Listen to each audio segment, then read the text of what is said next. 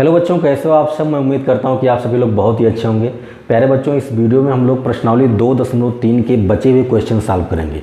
पिछले वीडियो मैंने question number 2 तक सॉल्व किया था, तो इस वीडियो में हम लोग उससे आगे के क्वेश्चन सॉल्व करेंगे।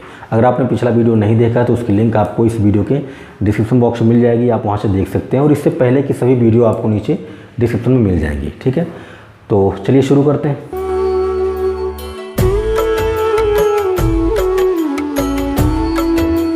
तो प्यारे बच्चों, बात करते हैं तीसरे प्रश्न की। तीसरे प्रश्न की बात करें तो यहाँ पर हमें एक बहुपद दिया गया है और कह रहा है कि इस बहुपद के सभी शून्यक ज्ञात कीजिए, जबकि दो शून्यक दिए गए हैं। एक शून्यक है √5/3 और दूसरा शून्यक है -√5/3। तो एक बहुपद दिया गया है जिसके हमें सभी शून्यक निकालने हैं। तो सबसे पहले हमें ये पता होना चाहिए कि बहुपद कैसा है। तो यहाँ पर देखें तो x की अधिकतम घात 4 है, तो इसका मतलब ये जो बहुपद दिया गया है ये चतुर्थ घातीय बहुपद है, यानी 4 घातीय बहुपद है। और 4 घातीय बहुपद के कितने शून्यक होंगे? 4 शून्यक होंगे। जैसे द्विघातीय बहुपद के 2 शून्यक होते हैं, त्रिघातीय बहुपद के 3 शून्यक होते हैं, वैसे ही 4 घातीय बहुपद के 4 शून्यक होंगे। तो यहाँ पर 2 शून्यक दिए गए हैं, हमें 2 शून्यक पता करने हैं। क्योंकि ये बहुपद चतुर्थ घातीय है तो इसके 4 शून्यक होंगे, 2 शून्यक उसने दे रखा है, 2 हमें पता करना है। ठीक है, तो देखते हैं कैसे करेंगे। सबसे पहली बात, ये जो बहुपद दिया गया है ना, इसको हम लोग px मान लेते हैं। क्योंकि हम लोग बहुपद को px से लिखते हैं ना, तो इसको हम लोग px मान लेते हैं। तो px बराबर कितना हो जाएगा? 3x⁴ plus 6x³ minus 2x² minus 10x minus 5। ठीक है, अब देखो इसके 2 शून्यक दिए गए हैं। शून्यक का मतलब क्या होता है? शून्यक का मतलब होता है कि बहुपद में चर राशि का वह मान, किसी बहुपद में चर राशि का वह मान जिसको रखने पर बहुपद का मान शून्य हो जाए। मतलब अगर हम x की जगह पर √5/3 रख दें और इसको हल करें तो ये 0 आएगा। ऐसे ही अगर हम x की जगह पर -√5/3 रख दें, इसको हल करें तो 0 आएगा। इसका मतलब ये है कि x के 4 मान होंगे, क्योंकि ये चतुर्घातीय बहुपद है तो x के 4 मान आने वाले हैं। उनमें से 2 मान दे रखा है। पहला मान है √5/3 और दूसरा मान है -√5/3, ये हमें दे रखा है। अगर x बराबर √5/3 है तो क्या मैं इसे ऐसा नहीं लिख सकता? इसको इधर ले आओ तो इधर प्लस, इधर आके माइनस हो जाएगा, ये हो गया इक्वल टू कितना? 0।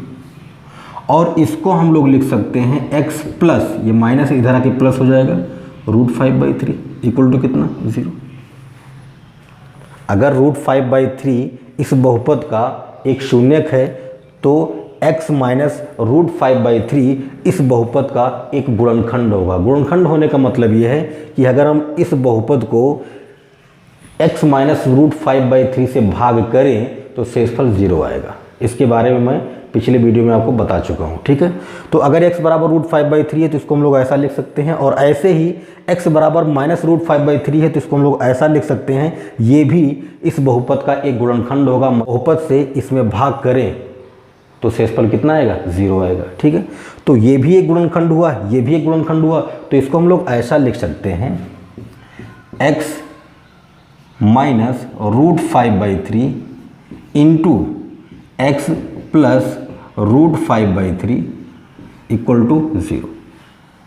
भाई ये वाला भी इसका एक गुणनखंड है, ये वाला भी इसका एक गुणनखंड है। तो अगर मैं इन दोनों का गुणा कर दूं, इन दोनों का गुणा कर दूं तो जो आएगा वो भी इसका एक गुणनखंड होगा।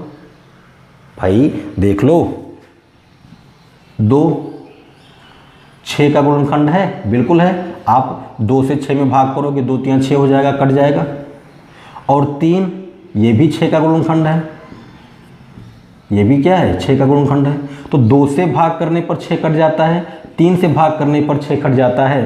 तो क्या 2 और 3 का गुणा करने पर जो संख्या आएगी उससे 6 नहीं कटेगा? बिल्कुल कटेगा। 2 और 3 का गुणा किया, 6 आया, क्या 6 से 6 में भाग करूंगा, 6 नहीं कटेगा? बिल्कुल कट जाएगा।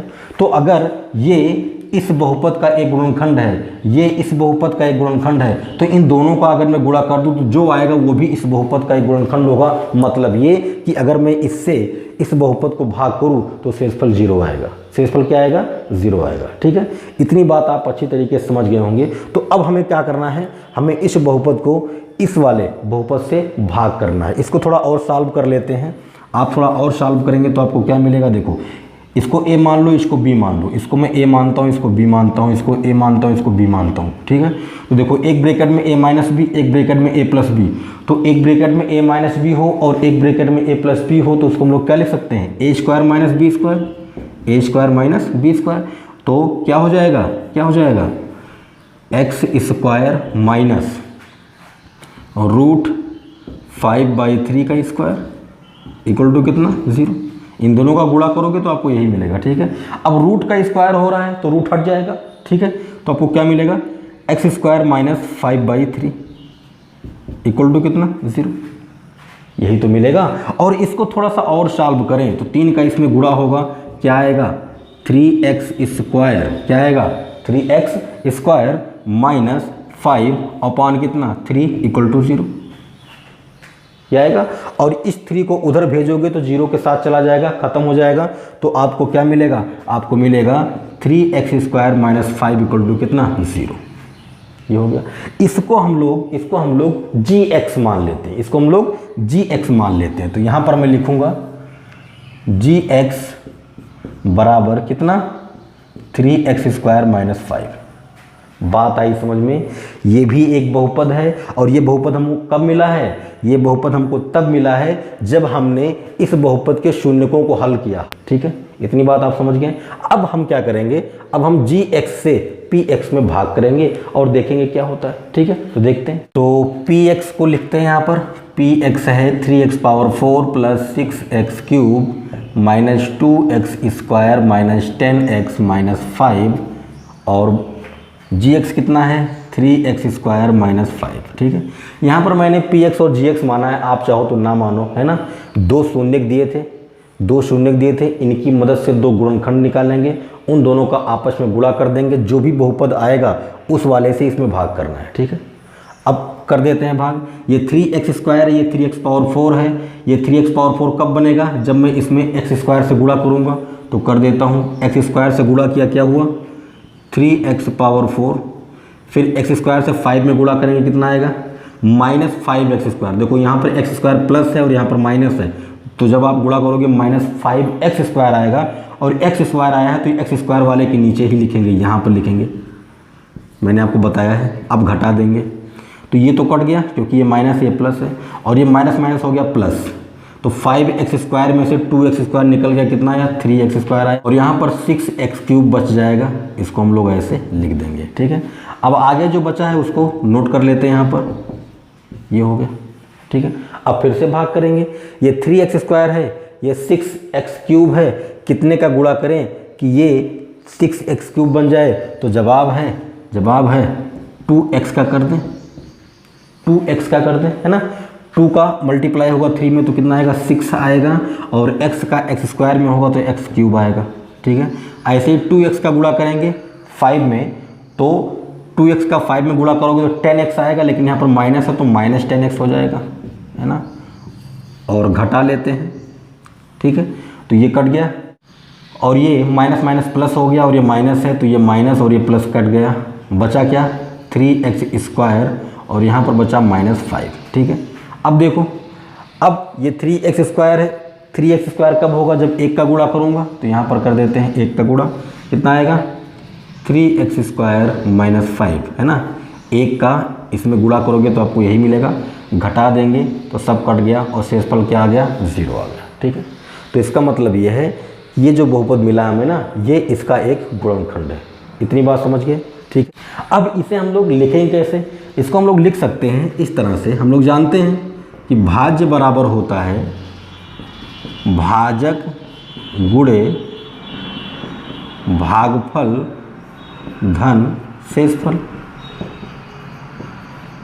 ये बात हम लोग जानते हैं। तो भाज्य क्या है, भाज्य ये वाला पद है ना, px है ना। भाजक क्या है, भाजक gx है ना। और भागफल ये जो आया ना, इसको हम qx मान लेते हैं, इसको हम लोग qx मान लेते हैं। तो ये हो गया qx, और शेषफल कितना आया, शेषफल 0 आया है। मतलब हमें यहाँ से मिला px बराबर gx इंटू qx, ये तो 0 है। तो पी एक्स क्या है, पी एक्स जी एक्स और क्यू एक्स का गुणनफल है ना। इन दोनों का जब आप गुणा करोगे तो आपको क्या मिलेगा, पी एक्स मिलेगा। मतलब जब आप इसका और इसका गुणा करोगे तो आपको क्या मिल जाएगा, पी एक्स मिल जाएगा, नहीं बहुपद मिल जाएगा। ठीक है, तो ये तो मैंने आपको लिखना सिखाया कि जब आप भाग करते हैं शेषफल जीरो आता है या फिर जीरो ना भी आए तो आप उनको लिख कैसे सकते हैं, है ना। आप भाज्य बराबर भाज्य गुणे भागफल धन शेषफल के अनुसार उन्हें लिख सकते हैं। लेकिन हमें यहाँ पर निकालना है शून्यक, और शून्यक निकालने के लिए हम लोग क्या करेंगे, हम लोग ये जो भागफल आया ना इसका करेंगे गुणनखंड, इसको करेंगे हल। जब शेषफल जीरो आ जाए, जब शेषफल जीरो आ जाए तो जो भागफल आया है उसको हमें हल करना है, और हल करने के बाद जो भी x का मान आएगा वही इस बहुपद का क्या होगा, शून्यक होगा। दो शून्यक तो हमें पहले से पता है, अगर हम इसे हल करें तो हमें दो शून्यक और मिलेंगे। क्यों, क्योंकि ये द्विघातीय बहुपद है, और द्विघातीय बहुपद होने के नाते x के दो मान मिलेंगे। ठीक है, तो इसको हल कर लेते हैं, जो दोनों बहुपद हमें चाहिए वो मिल जाएंगे। ठीक है, तो करते हैं, देखो x square plus 2x plus 1 equal to कितना, 0 हो गया। ठीक है, 0 लिख सकते हैं, क्यों, क्योंकि बहुपद को हल करना है। क्यों हल करना है, क्योंकि हमें शून्यक चाहिए, और किसी भी बहुपद का जब हम शून्यक निकालते हैं तो उसे हम लोग 0 के बराबर लिखते हैं। ठीक है, तो इसको 0 के बराबर लिख दिया।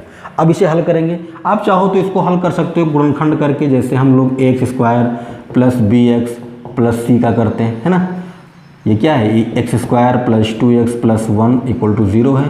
यहाँ पर कुछ नहीं तो 1 है। आप सबसे पहला काम क्या करोगे, इस 1 का इस अचर पद के साथ गुणा करोगे, यही तो करते आए हैं। तो 1 और 1 का गुणा करोगे, क्या आएगा, 1 और 1 का गुणा किया, 1 आया। अभी इस 1 को दो भागों में तोड़ना है, यानी दो संख्याओं में तोड़ना है। वो दोनों संख्याएं कैसी होनी चाहिए, जब आप उनका गुणा करो तो 1 आए और जोड़ो तो कितना है, 2 आए। तो आप कहोगे कि एक संख्या 1 है और दूसरी भी 1 है। जब हम इन दोनों का गुणा करेंगे तो 1 आएगा, और जब जोड़ेंगे तो 1 और 1 कितना हो जाएगा, 2 हो जाएगा। तो इसका मतलब ये है कि हम इसे लिख सकते हैं x square plus x plus 1 equal to 0, है ना। देखो इन दोनों को जोड़ोगे तो आपको क्या मिलेगा, 2x मिलेगा। अब इसमें क्या कॉमन है, इसमें x कॉमन है तो आपको मिलेगा x प्लस 1, और इसमें क्या कॉमन है, इसमें 1 कॉमन है तो आपको मिलेगा x प्लस 1 इक्वल टू कितना, 0। यहाँ भी x प्लस 1, यहाँ भी x प्लस 1, तो x प्लस 1 हो जाएगा कॉमन, बचेगा क्या, x प्लस 1 इक्वल टू 0, ये बचेगा। ठीक है, आप चाहो तो इतना लंबा करो, लेकिन इतना लंबा करने की ज़रूरत क्या है, थोड़ा सा दिमाग लगाओ। क्या आप इसे ऐसा नहीं लिख सकते, x square plus 2 into x into 1 plus 1 का स्क्वायर इक्वल टू 0 लिख सकते हैं, बिल्कुल लिख सकते हैं, है ना। देखो अब इसे समझो, क्या ये x प्लस 1 का होल स्क्वायर नहीं है, बिल्कुल है। देखो a square plus 2a into b, 2ab plus b square, है ना। और 1 का स्क्वायर करोगे क्या आएगा, 1 आएगा, और 2x और 1 का गुणा करोगे क्या मिलेगा, 2x मिलेगा। तो ये जो दिया गया था ये डायरेक्टली क्या था, x प्लस 1 का होल स्क्वायर था, और आप इसे लिख सकते हो x plus 1 into x plus 1। भाई 2 बार है तो इसको हम लोग ऐसा लिख सकते हैं। अब एक बार इसको आप 0 के बराबर करोगे, एक बार इसको 0 के बराबर करोगे, है ना। तो जब आप इसको 0 के बराबर करोगे तो क्या मिलेगा, x प्लस 1 बराबर 0। यहाँ से मिल गया x बराबर -1, क्योंकि ये प्लस है उधर जाएगा माइनस हो जाएगा। ठीक है, तो एक शून्यक ये हो गया। और इसी प्रकार जब आप x प्लस 1 को 0 के बराबर करोगे तो यहाँ भी आपको मिलेगा x बराबर -1। ठीक है, तो इस तरह से इस बहुपद के चारों शून्यक होंगे, 2 शून्यक -1 होंगे और 2 शून्यक पहले से दिया था। ठीक है, तो अगर कोई भी बहुपद आपको दिया गया है और उसके शून्यक पता करने हैं, और 1-2 शून्यक अगर दिया है तो आप उसे ऐसे ही हल करोगे। जो भी शून्यक दिए उसको x बराबर लिख लो, फिर उस संख्या को x के पास लाओगे, जो भी मिलेगा वो एक गुणनखंड होगा किसका, जो दिया गया बहुपद है ना। उसके बाद अगर 2 शून्यक दिए हैं तो उन दोनों गुणनखंडों को आपस में गुणा करोगे, एक बहुपद मिलेगा, उस बहुपद का उस बहुपद में भाग करो, शेषफल 0 आए, जो भी भागफल आएगा उसको हल करो, शून्यक मिल जाएंगे। ठीक है, तो इस क्वेश्चन को आप अच्छी तरीके से समझ गए होंगे। अगर आप इस क्वेश्चन को अच्छी तरीके से समझ गए हैं तो कोई भी क्वेश्चन अगर आपको दिया जाएगा तो उसके शून्यक आप निकाल सकते हैं। ठीक है, अब बढ़ते हैं नेक्स्ट क्वेश्चन की तरफ। तो चौथे प्रश्न की बात करते हैं। कह रहा है कि यदि x³ - 3x² plus x plus 2 को gx से भाग करने पर भागफल और शेषफल क्रमशः x - 2 और -2x प्लस 4 प्राप्त होता है तो gx ज्ञात कीजिए। ठीक है, यहाँ पर हमें एक बहुपद दिया गया है। सबसे पहले हम इसे px मान लेते हैं, इसे px मान लेते हैं। तो px बराबर हमें दिया है x³ - 3x² plus x plus 2। ठीक है, ये हमें बहुपद दिया गया है। इस बहुपद को हमने gx से भाग किया। किससे भाग किया? gx से भाग किया। ठीक है, तो हमें भागफल क्या मिला है? भागफल हमें मिला है x - 2, है ना।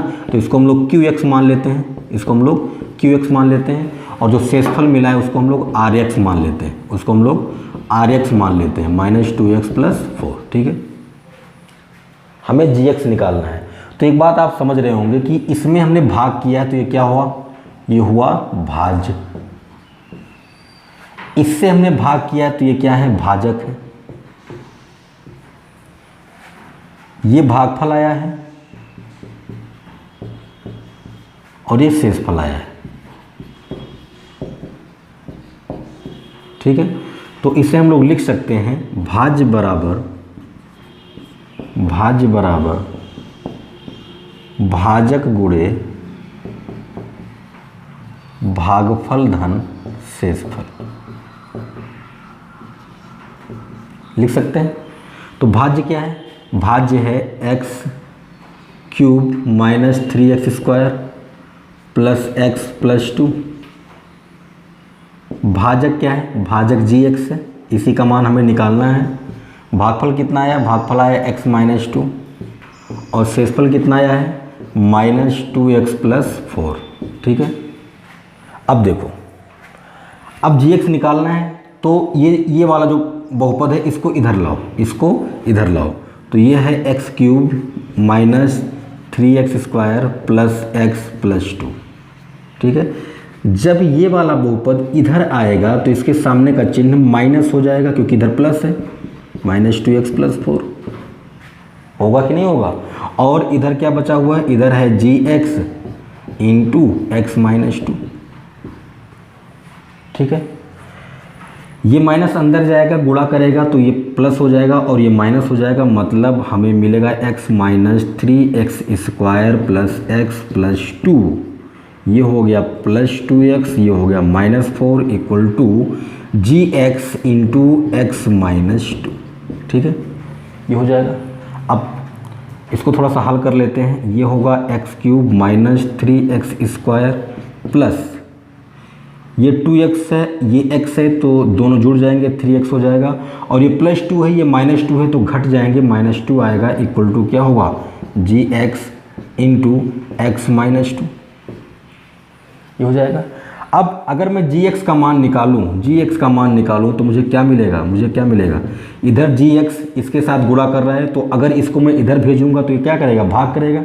तो ये हो जाएगा x³ - 3x² + 3x - 2 अपॉन कितना? x - 2। ये हो गया। ठीक है, अब gx बराबर हमें मिला है x³ - 3x² + 3x - 2 upon x - 2। करना क्या है? इस वाले बहुपद में x - 2 से भाग कर दो, जो भी आएगा वही क्या होगा? gx का मान होगा। मतलब ये कि हमें x³ - 3x² + 3x - 2 में भाग करना है x - 2 से। भाग करेंगे, जो भी भागफल आएगा, ध्यान रहे इस बात का, जो भागफल आएगा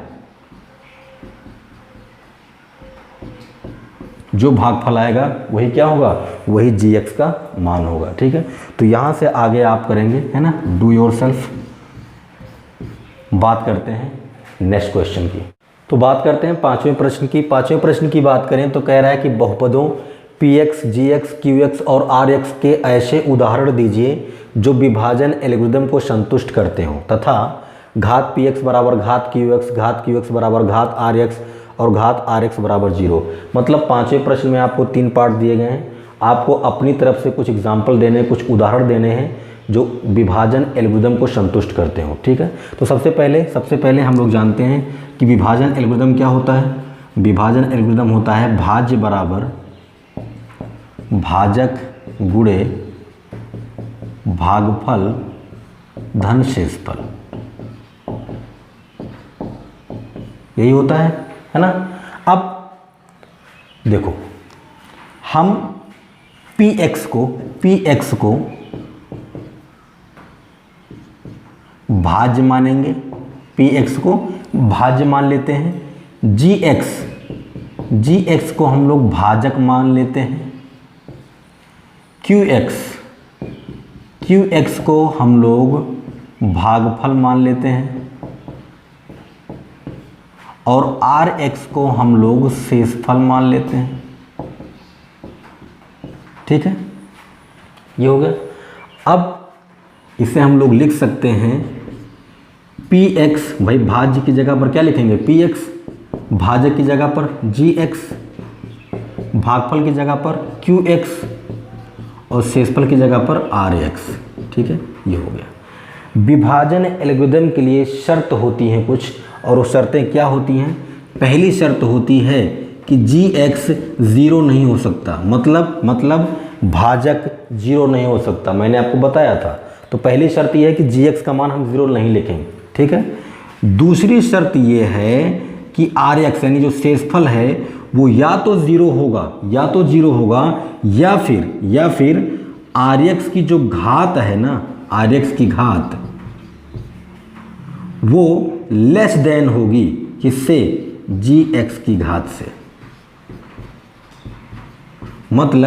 मतलब ये जो शेषफल है ना, ये या तो जीरो आ जाए, या फिर इसकी जो घात है वो भाजक की घात से कम रहे। ठीक है, ये शर्तें होती हैं विभाजन एल्गोरिथम की। अब हमें इन तीनों पार्ट्स को सॉल्व करना है, मतलब अपनी तरफ से कुछ एग्जाम्पल देने हैं जो इस एल्गोरिथम को क्या करे, संतुष्ट करे। ठीक है, तो पहले पार्ट की बात करते हैं। पहले पार्ट की बात करें तो कह रहा है कि पी एक्स की घात क्यू एक्स की घात के बराबर हो। पी एक्स क्या है, भाज्य है, क्यू एक्स क्या है, भागफल है। तो भाज्य और भागफल इन दोनों की घात समान होनी चाहिए, और समान कब होगी, यहाँ पर आप लिखेंगे भाज्य और भागफल की घात समान तभी होगी जब भाजक कोई अचर पद हो, अर्थात भाजक की घात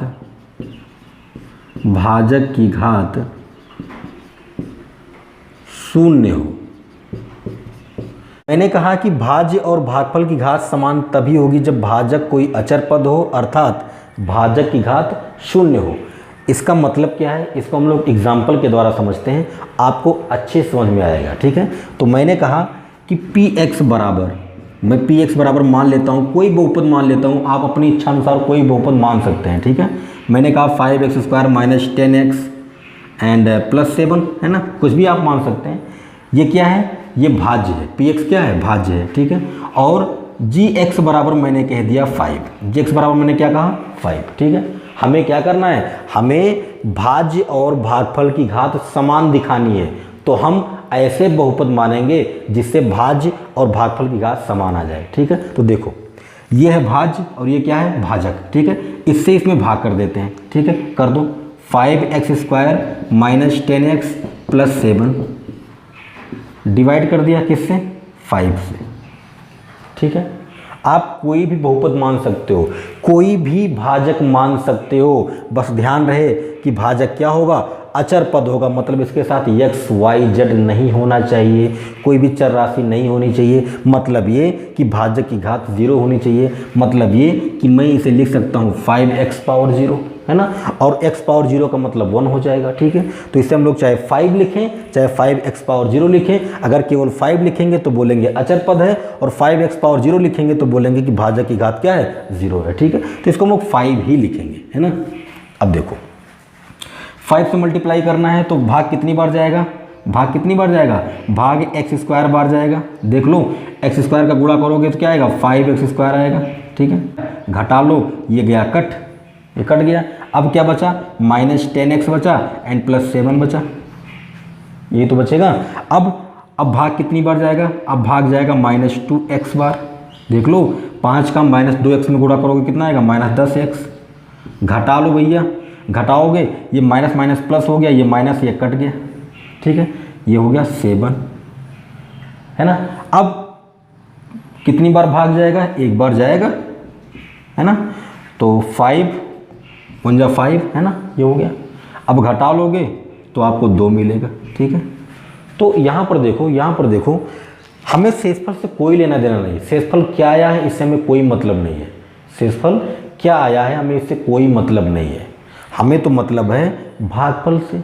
और हमें दिखाना क्या था, हमें दिखाना था कि px की घात और qx की घात समान होनी चाहिए। तो हमने अपनी तरफ से ऐसा उदाहरण लिया, अपनी तरफ से ऐसा एग्जाम्पल लिया कि px और ये क्या है, ये qx है। px और qx दोनों की घात क्या आ गए, समान आ गए। देख लो इसकी घात कितनी है, 2 है, और इसकी भी घात कितनी है, 2 है। मतलब ये भी द्विघातीय बहुपद है, ये भी द्विघातीय बहुपद है। तो ये कब संभव है, ये कब संभव है भाई, भाज्य और भागफल की घात समान तभी आएंगी जब आपका भाजक क्या हो, कोई अचर पद हो। कोई अचर पद हो मतलब उसकी घात 0 हो, ठीक है। तो इस तरह से हम लोग एग्जाम्पल दे सकते हैं, ठीक है। अब बात करते हैं इसके दूसरे पार्ट की बात करें तो कह रहा है कि घात qx बराबर घात rx, मतलब qx की घात और rx की घात समान होनी चाहिए। ऐसे आपको उदाहरण देने हैं जिससे भागफल और शेषफल की घात क्या आ जाए, समान आ जाए। तो इसके लिए क्या ज़रूरी है, इसके लिए ज़रूरी है कि जो आपका भाज्य है और जो आपका भाजक है ना। भाज्य को आप मान लीजिए कि जैसे कोई बहुपद दिया गया है, मान लो 2x² है -4x है +3 है ना। और जो आपका भाजक है वो मान लो x² -2x +1 है, ठीक है। भागफल और शेषफल की घात समान तभी आएगी जब भाज्य और भाजक की घातें समान हो। यहाँ पर देखो घात 2 है, यहाँ पर देखो घात 2 है, मतलब ये एक द्विघातीय बहुपद है और ये भी क्या है, एक द्विघातीय बहुपद है। तो मतलब अगर भाज्य और भाजक की घात समान है तभी भागफल और शेषफल की घात समान हो सकती है, ठीक है। अगर आप चाहो तो इसे हल करो, है ना। हल करोगे तो आपको सब अच्छे तरीके से समझ में आ जाएगा। तो 2x² -4x +3, है ना। इसमें हम लोग भाग करेंगे किससे, x² -2x +1, ठीक है। कर देते हैं। ये x² है, ये क्या है, 2x² है, इसका मतलब 2 से गुणा करेंगे। जब आप 2 से गुणा करेंगे तो क्या आएगा, 2x² आएगा। और 2 का 2 में गुणा करोगे 2 दूना 4 हो गया, है ना। यहाँ प्लस है, यहाँ माइनस है, तो ये माइनस होगा -4x। और 2 का 1 में गुणा करोगे 2 एकम 2, ठीक है। घटा लो, ये कट जाएगा। और माइनस माइनस क्या हो गया, प्लस हो गया। तो ये माइनस है, ये प्लस है, ये भी कट जाएगा। और ये प्लस माइनस माइनस हो गया, 3 में से 2 निकलेगा, क्या आएगा, 1। ये क्या है, ये qx है और ये क्या है, ये rx है ना। इन दोनों को देखो, क्या इनकी घातें समान नहीं है, बिल्कुल है। ये एक अचर पद है और ये भी एक अचर पद है, मतलब इसकी घात 0 है और इसकी भी घात 0 है। और हमें दिखाना क्या था, हमें यही तो दिखाना था कि भागफल और शेषफल की घात क्या है, समान है, ठीक है। तो इसकी और इसकी घातें क्या है, समान है। ऐसा तभी संभव है जब भाज्य और भाजक की घातें क्या हों, समान हो। मतलब अगर ये द्विघातीय बहुपद है तो ये भी द्विघातीय बहुपद होना चाहिए, अगर ये त्रिघातीय बहुपद है तो ये भी त्रिघातीय बहुपद होना चाहिए, ठीक है। अब बात करते हैं इसके लास्ट पार्ट की। तीसरे पार्ट की बात करें तो कह रहा है कि rx की घात 0 होनी चाहिए, मतलब शेषफल की घात क्या आनी चाहिए, 0 आनी चाहिए। तो शेषफल की घात 0 कब आएगी, आप खुद सोचो। अगर भाज्य मान लो 2x² -4x +3 है ना। पिछले पार्ट में जो मैंने एग्जांपल लिया था वही ले रहा हूँ। और भाजक यानी gx मान लो x² -2x +1 है, ठीक है। जब आप इनको हल करोगे, अभी मैंने भाग किया था, तो rx क्या मिला था, rx मिला था 1। क्या मिला था, 1। rx बराबर 1 का क्या मतलब, 1 का यही मतलब है कि rx की घात क्या आई है, 0 आई है। क्यों, क्योंकि यहाँ पर देखो x है नहीं, मतलब ये अचर पद है और अचर पद में x की घात कितनी होती है, 0 होती है, ठीक है।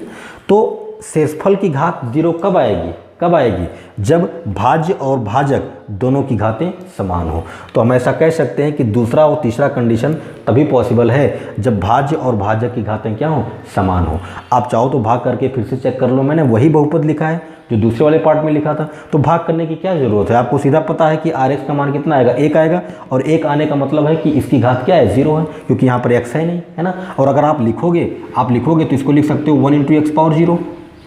x⁴ का मान 1 होगा और 1 का 1 में गुणा करोगे 1 ही आएगा। और यहाँ पर देख लो x की घात कितनी है 0 है, ठीक है। तो शेषफल की घात 0 तभी आएगी जब भाज्य और भाजक दोनों की घातें समान हो, मतलब दोनों एक जैसे बहुपद हों। अगर ये द्विघातीय है तो ये भी द्विघातीय है, अगर ये त्रिघातीय है तो ये भी त्रिघातीय है, ठीक है।